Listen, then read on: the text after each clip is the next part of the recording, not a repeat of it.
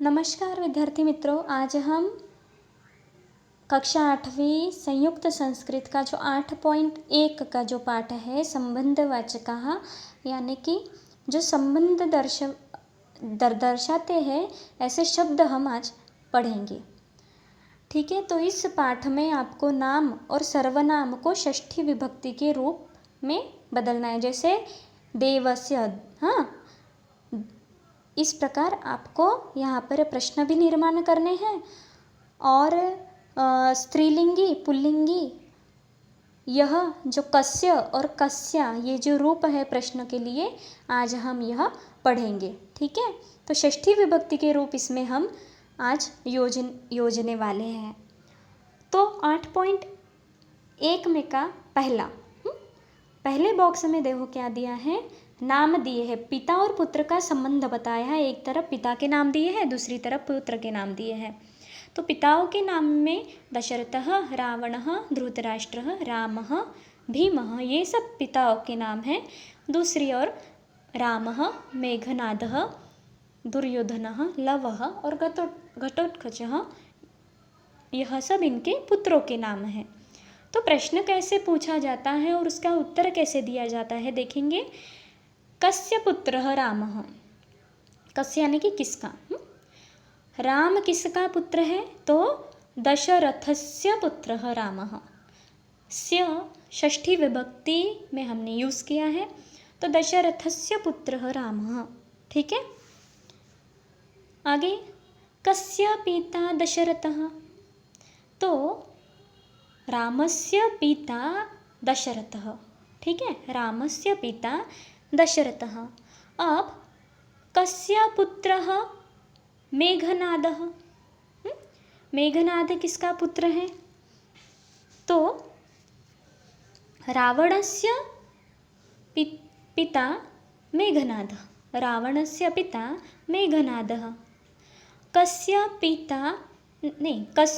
पुत्र दुर्योधनः, धृतराष्ट्रस्य पुत्र दुर्योधनः।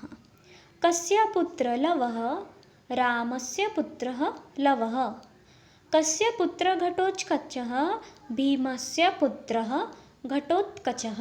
ये हो गए, आगे पुत्र के हो गए। अब पिता, कस्य पिता दशरथः, रामस्य पिता दशरथः। कस्य पिता मेघनादः, नहीं, कस्य पिता रावणः, मेघनादस्य पिता रावणः। कस्य पिता धृतराष्ट्रः, दुर्योधनस्य पिता धृतराष्ट्रः। कस्य पिता रामः, लवस्य पिता रामः। कस्य पिता भीमः, घटोत्कचस्य पिता भीमः। इसी प्रकार आपको वाक्य यहाँ पर बनाने हैं।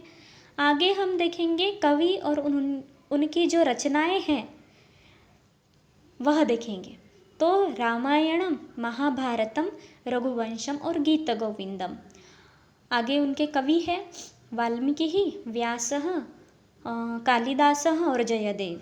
तो रामायण यह वाल्मीकि रचित है, महाभारत व्यास रचित है, रघुवंशम यह कालिदास रचित है और गीत गोविंदम यह जयदेव ने लिखा है, जयदेव रचित है।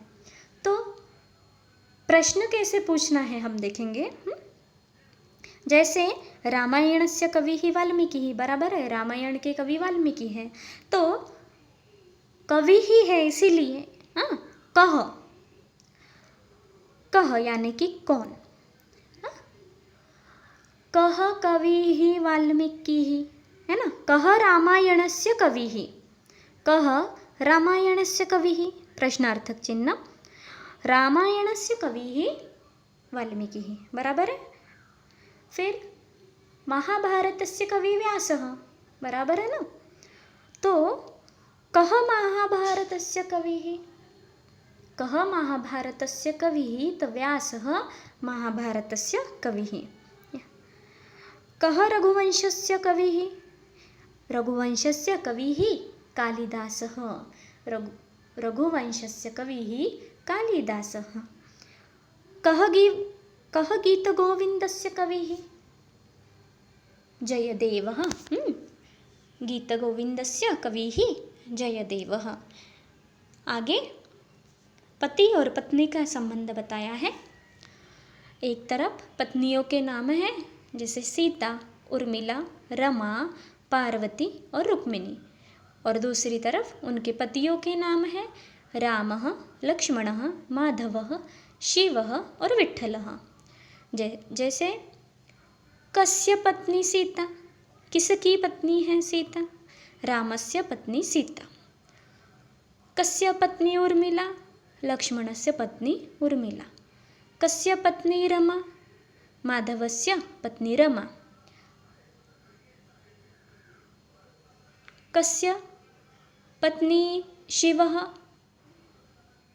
कस्य पत्नी पार्वती, शिवस्य पत्नी पार्वती। कस्य पत्नी रुक्मिणी, विठ्ठलस्य पत्नी रुक्मिणी। अब पति, कस्यायाः पतिः रामः, तो सीतायाः, जैसे मालायाः, मालायाः, माला का आपने याद किया है ना, तो माला की तालिका, तो मालायाः की तरह ये चलेगा सीतायाः, मालायाः की तरह सीतायाः, तो सीतायाः पत्नी रामः।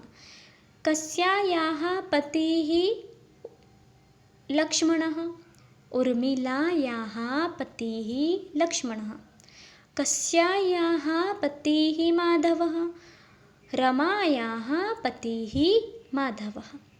कस्यायाः पतिः शिवः, पार्वतीयाः पतिः शिवः। कस्यायाः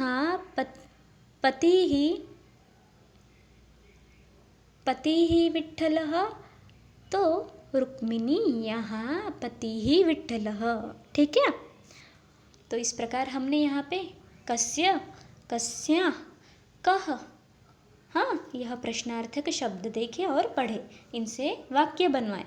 तो आप भी इसी प्रकार वाक्य बनाइए और अपने नोटबुक में लिखिए। धन्यवाद।